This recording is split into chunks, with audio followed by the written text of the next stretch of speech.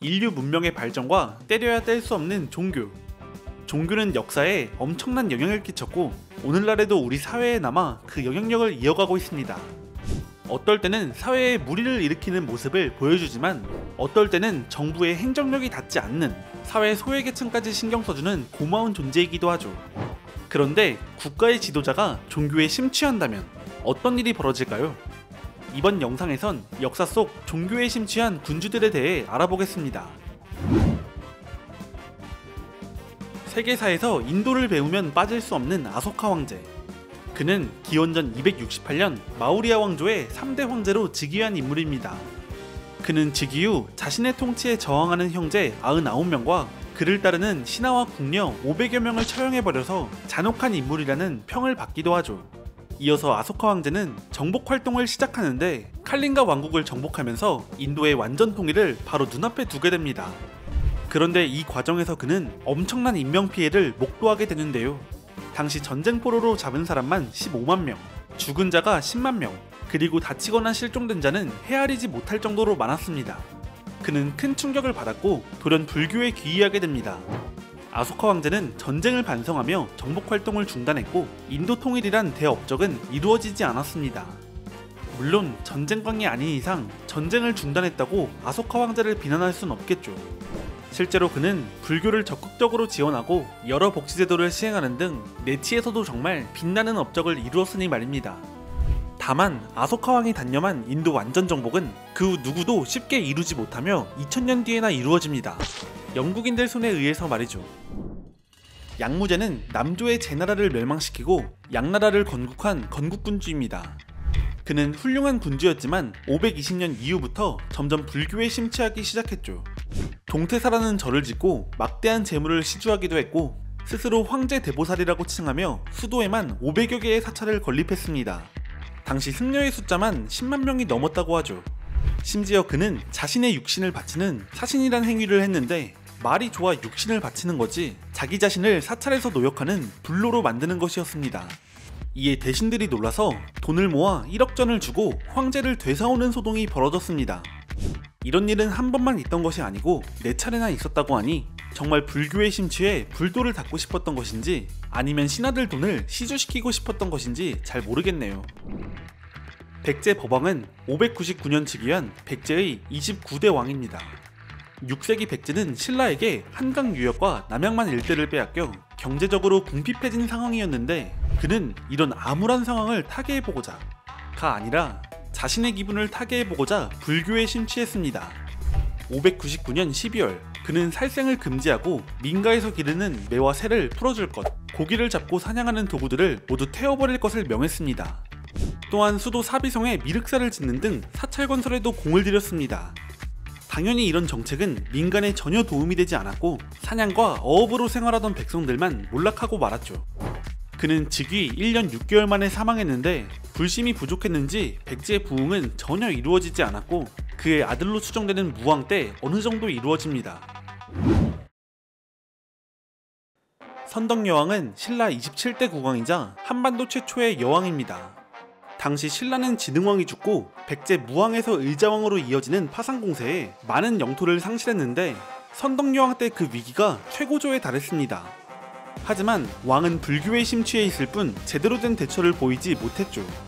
선덕여왕은 634년에 분황사를, 635년엔 영묘사를 건립했지만 642년엔 백제 의자왕의 침공에 서쪽에 있는 40여 개의 성을 상실하는 등 큰 타격을 입었습니다.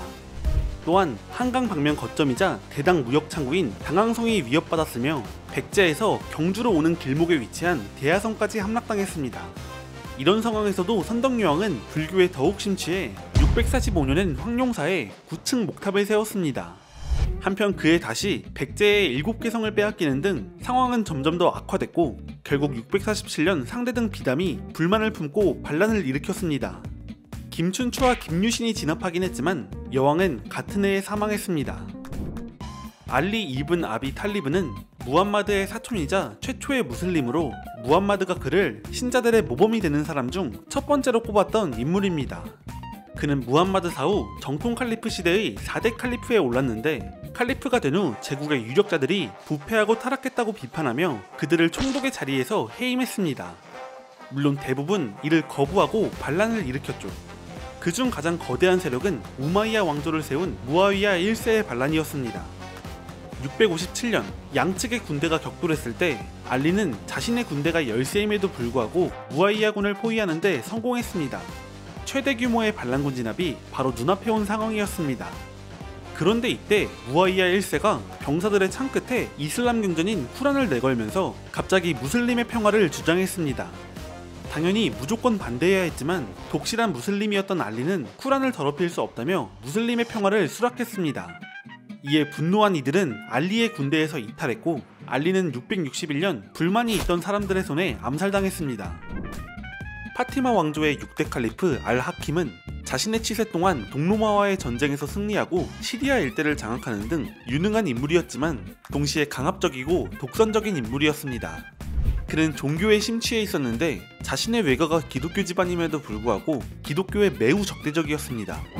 1009년엔 예루살렘의 성묘교회를 파괴했고 이집트와 시리아의 기독교 교회를 파괴해 재산을 모두 강탈했으며 1012년에서 1014년 사이에는 3만여 곳의 교회를 파괴하고 그 자리에 이슬람 사원을 건설해버렸습니다. 또한 알-하킴은 자신을 알라의 화신이라고 칭하며 모든 종교인의 적대감을 샀습니다. 이런 그는 1021년 어느 날 갑자기 사라져버리는데요. 아마 암살당했던 것으로 추정됩니다. 그의 기독교 박해와 순례자 탄압 정책은 이후 후대 칼리프에 의해 폐지되지만 이때의 소문이 퍼져 십자군 전쟁에 한 가지 계기가 됩니다. 중세 십자군 전쟁을 보면 종교에 심취한 정말 많은 군주들이 있었지만 이번엔 영국과 프랑스의 왕 각각 한 명씩만 보도록 하겠습니다. 일명 사자신왕이라고 불린 잉글랜드 왕 리처드 1세는 아이유브 왕조 살라딘에 의해 예루살렘이 함락됐다는 소식을 듣곤 3차 십자군에 참전했습니다. 그는 군대를 조직하기 위해 많은 세금을 물리고 아빠가 남긴 재물 등 자신의 여러 자산을 팔아치워 전비를 마련했으며 구매자만 있다면 런던도 팔았을 것이라며 아쉬워하기도 했습니다. 이렇게 종교적 신념 하나로 예루살렘을 향해 군대를 던진 리처드는 놀라운 전투력을 보여주며 다 죽어가던 예루살렘 왕국을 구원했습니다. 그러나 끝내 예루살렘을 회복하지 못하고 회군했는데 회군 이유는 자기 대신 영국을 통치하던 동생 존이 반란을 일으켜서였습니다. 결론적으로 리처드는 십자군 참전에서 얻은 것 하나 없이 돌아왔습니다. 일명 성왕 루이라는 별명을 가진 프랑스의 왕 루이 9세는 십자군에 2차례나 참전한 인물입니다. 청빈했고 독실한 카톨릭 신자로 항상 검소하게 지냈으며 빈민구제에도 적극적인 왕이었죠. 그는 불타는 신앙심으로 1248년 2만 5천 명의 병력을 이끌고 7차 십자군에 참전했지만 대패하며 포로로 잡혀 몸값을 지불하고 풀려났고 1270년 신하들의 반대를 물리치고 8차 십자군에 다시 참전했지만 이번엔 튀니지를 공략하다 전염병으로 사망했습니다. 에스파냐 왕국의 펠리페 2세는 스페인의 최전성기를 상징하는 왕입니다. 그는 매우 성실한 왕으로 각지에서 올라오는 모든 서류를 손수 결제하며 서류왕이라는 별명을 얻기도 했죠. 또한 펠리페 2세는 매우 독실한 카톨릭 신자이기도 했는데 이 때문에 유럽 각지에서 세력을 확장해가는 개신교도와 전쟁을 벌였습니다. 몇 차례 전쟁을 하는 바람에 국고는 빠르게 바닥을 보였고 결국 그의 재위기간 동안 스페인 왕국은 4차례의 파산을 겪었습니다. 한편 재위기간 중 가장 뼈아픈 충격은 네덜란드의 이탈이었습니다. 네덜란드는 당시 스페인 왕국이 지배하던 곳으로 막대한 세수가 나오는 곳이었는데요. 하지만 네덜란드는 개신교가 강세인 지역이었기 때문에 펠리페 2세는 종교를 탄압하고 과도한 세금을 징수하며 강압적으로 지배했습니다. 결국 네덜란드는 독립전쟁을 벌여 왕국에서 이탈했습니다. 이번 영상에 나온 군주들의 이야기에서 종교적인 배경 외에 추가적인 다른 내용을 알고 있거나 영상의 내용과 비슷한 사례를 알고 있다면 댓글로 남겨주세요.